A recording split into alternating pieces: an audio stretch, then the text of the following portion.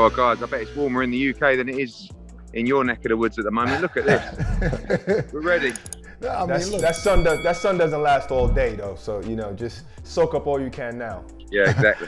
Getting ready for fight camp. So again, Eddie, how many people are allowed to come to fight camp? How open are you really?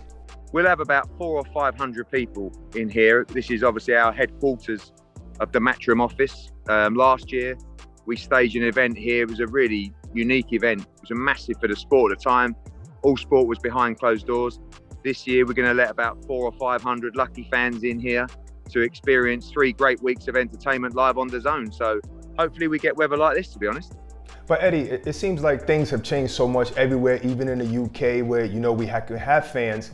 Why did you decide to do it right back in your backyard again when you probably could have done it anywhere? Was it that it was so successful? Yeah, it was. It was at a time where everybody had to think on their feet. Venues were shut. People were just going to studios and soulless venues to do shows. We wanted to make a statement, and it was so successful. This place means so much to us. I mean, I'm a little bit, I don't like to flaunt the fact that this is also my childhood home. So as you know, I had it tough growing up. Yeah, I see. It was real struggle. You had to mow all of that lawn, by yourself. Oh, big time, exactly, yeah. But when people talk about, places of importance to us as a family and a business, this place is everything because it's our home and it's now our headquarters. So, our family lived here many years ago, and now our current family, which is Matchroom Boxing and Matchroom Sport, and across all the different sports that we work in, it's a very special place to us. So to showcase this place to the world, and also to start this game-changing deal with Dazn right here, just felt right. Fight Camp 2 is back starting July 31st with 3 straight weeks, and we can't wait to get started, obviously, with a media day today. Hey, Eddie, I got to get into some Bob Arum stuff. Obviously, you made a statement about him being the most selfish, most greedy man that you've ever known. And with the back and forth with you and Bob, how would this affect future dealings? Maybe a potential fight with Devin Haney and Teofimo Lopez. No, it's fine. The one thing about Bob is literally he would sell his soul to the devil. So he will work with anyone regardless of what they would say to them. And I'm a bit ruthless as well. So I'm more than happy to get on the phone to Bob Arum today and have a chat. I wouldn't even mention what he said, but when he wants to fire shots at me, I kind of feel like I have to stand my ground. So the ones that he said was, that Eddie messed this deal up. He asked for more money from the Saudis. He was being greedy. He went back on this. The truth of the matter is we agreed what we should propose to the Saudis in terms of the financial element of the deal. Everybody approved it, and I went and sold it to the Saudis, and they accepted the deal. There was never any changes. There was never anyone trying to get more money. Everybody agreed what numbers we would be happy with, and I went out and got it. So he's basically just lying. But he's taken him 3 weeks to come out and start speaking on it. Basically, everybody knows you've only got to look at the comments. You've only got to speak to anyone with half a brain. They completely messed this whole thing up. But it is what it is. It's over. So we've got to concentrate on what is happening now. For them, that's Deontay Wilder. For us, it's most likely Alexander Usyk. And then we'll see from there. But nothing like egos or bad blood. We'll make the fight tomorrow. But, when he wants to pipe up, I'm going to tell him and tell people the truth. You definitely fought back, and you called him the most greediest man you've ever met. He is. So he's unbelievable. What do you mean? Listen, how? This is Give a us guy. an example. He's a guy live on air who's basically saying that he'd rather buy a house in Beverly Hills than give Terence Crawford another fight. Right? This is a guy who called his own world champion, who he may argue is the undisputed lightweight champion. Basically, what was it? A wannabe fighter when he talked about the 4 kings. Yeah. All this guy cares about is the money. But listen, that's okay, because most of us care about the money as well, just not as much as Bob Arum. So, the truth is coming out from Bob more and more the older he gets. And that's what happens in life. So that's not a problem. How do you feel about the fact that him and Teofimo Lopez have reconciled, so to speak, and they amended his deal, raised his minimum, and it looks like they're going to be fighting again in October, maybe in a pay-per-view fight? Yeah, well, hopefully that's against Devin Haney. We can make them an offer to do the fight on Dazn. I've said before, if that fight has to land on ESPN pay-per-view, no problem with that as well. So if they want to make that fight, we're more than open to discuss it. Okay, there's something that just happened recently that I love your take on things like this because I believe you're brutally honest. And it was with a referee by the name of Steve Gray, and it's with the Lewis Ritson fight. He basically rejected the towel from Lewis Ritson's father. How do you feel about that? I mean, the referee has the right to reject the towel coming in. True. I don't think they should have that right, quite frankly, because like that's really putting a fighter in danger. No one knows the fighter better than the corner team. You know, no one knows the conversations that have gone on in that corner other than the corner team and the fighter. So when the towel comes in from the head trainer, particularly in this instance from the father, you can't throw it back out the ring. Do you know what I mean? That's just not on. Because, you know, and what Steve Gray said, you know, we got some good footage of it when he came in the change room to explain it after. He said that because it was a body shot and you got up, I felt that you wanted to carry on. So I gave you the benefit of the doubt. That's not his job, though. That's not his job if his corner makes a decision. Yeah, I agree. But don't, you know, in his opinion, ultimately, the final decision is with a referee. In his decision, in his opinion, Lewis Ritson was okay to continue. In my opinion, you shouldn't be given that responsibility. Like, if the corner team and the father say, no, enough's enough, I don't want my son in there anymore, then you have to act accordingly. So I thought he missed the towel.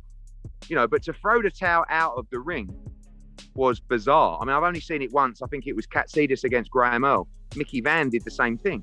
But wait, is that a rule in the UK, Eddie? Because Barack, you just talked to Jack Reese, and he says if the referee sees the towel, he's supposed to investigate and find out who threw the towel in the ring before the fight continues, correct?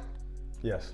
So is that a UK rule where he's allowed? Yeah, it is. I mean, I spoke to the commission about it, and they basically said, look, it's up to the referee whether they accept the towel thrown in. Listen, act like 99 times out of 100, everybody accepts the towel coming in. I've never seen it before. But in this instance, it was all very strange. And, you know, I just thought he didn't see the towel. But then when he picked it up and threw it out the ring, you know, the only thing I would say is, and this is irrelevant really, but it wasn't like Lewis Ritson was out on his feet taking headshots and, you know, he was getting busted up to the body. But the problem is he was protecting his body. So then he started taking a lot to the head. So I don't believe you should have the right to refuse the towel. This sport is too dangerous, and those guys know you better than anyone.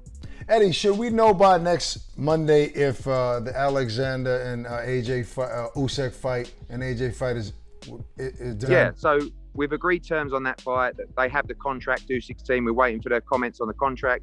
We're looking at end of September, so we've got a little bit of time, but everything's in order with that fight. I'm almost certain that'll be the next fight for Anthony Joshua. Okay, so what about Dillian Whyte? Last time he was part of fight camp, but I'm sure he's not going to be part of that. Is there any update on him fighting in America? Yeah, he's possibly fighting in America on August 28th.